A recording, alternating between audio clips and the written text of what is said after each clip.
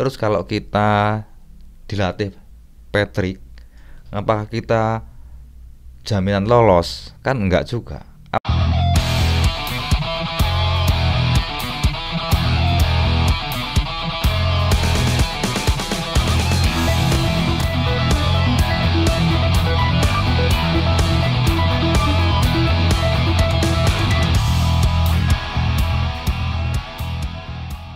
Ternyata masih banyak juga yang membahas tentang STY, yang kita semua udah tahu bahwa STY sudah nggak melatih lagi di Timnas Indonesia. Oke, namun sebelumnya saya ucapkan selamat datang di channel Sepak Bola Tarkam. Mari kita ngobrol secara santai, ngobrol bola secara santai dari sisi kita sebagai supporter. Dan juga tidak lupa saya doakan kepada pemirsa semua agar selalu sehat dan banyak rezeki. Dan oh ya, jangan lupa subscribe atau like atau komen ya. Sekali-kali saya minta subscribe, like atau komen ya. Di video-video yang lalu saya kan jarang minta subscribe, like atau komen. Sekarang ya sekali-kali ya boleh lah. Oke, kita kembali ke STY. Ternyata STY masih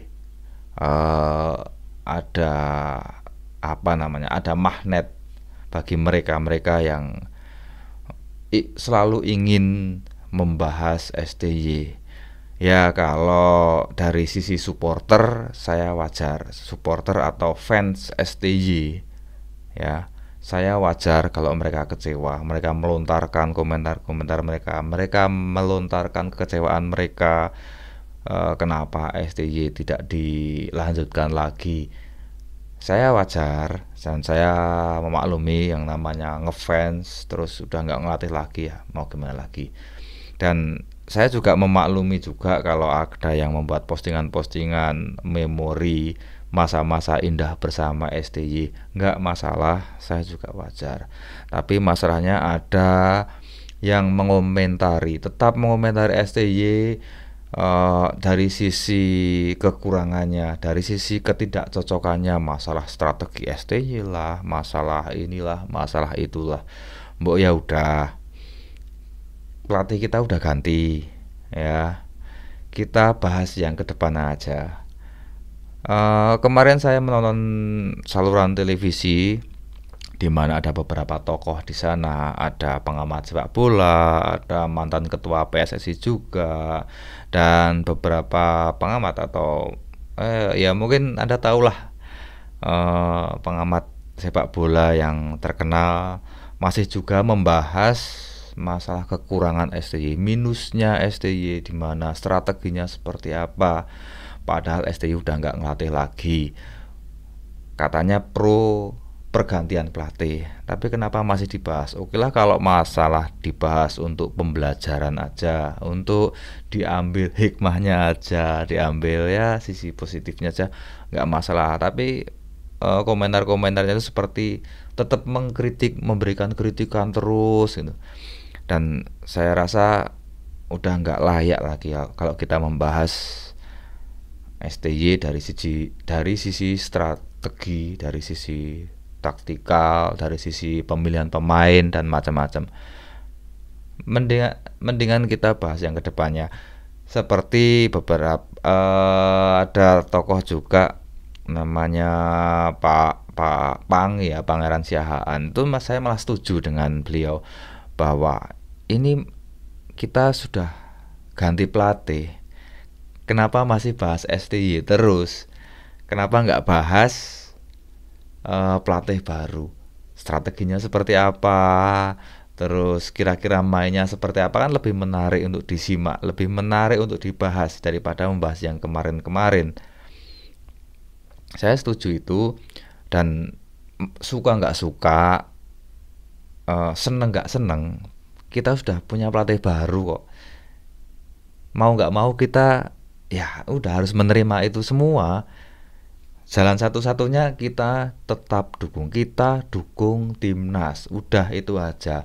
Nggak usah bahas STY, nggak usah bahas kelemahan-kelemahan STY. Silahkan kalau mau membicarakan STY, memorinya, keindahan-keindahannya, apa namanya, kejadian-kejadian yang tak terlupakan, yang lucu-lucu, yang senang-senang, silahkan. Tapi untuk masalah strategi. Untuk masalah kritikan-kritikan itu ngapain dibahas, wong STY udah nggak di sini.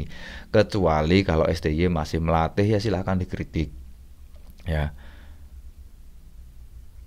Jadi gimana, maksudnya tuh saya nggak habis pikir, kita itu udah ganti pelatih, mbok ya udah, kita ngomongin ke depannya. Kita masih punya beberapa pertandingan penting yang harus kita manfaatkan, yang harus kita menangkan. Seperti kita tuh nggak respect terhadap pelatih baru kalau kita masih ngomong yang lalu, yang dahulu-dahulu. Tanpa mengurangi rasa hormat, ya saya berterima kasih, saya respect, saya sangat mendukung STY waktu STY melatih kemarin. Berterima kasih karena beliau juga sudah memberikan warna baru terhadap timnas, memberikan kontribusi yang besar terhadap timnas. Saya sangat berterima kasih, saya respect sekali. Tapi sekarang eranya udah berubah, kita udah ganti pelatih. Gini ya, sepak bola itu kan nggak pasti. Apakah kalau masih dilatih STY kita ada jaminan untuk lolos Piala Dunia? Kan enggak.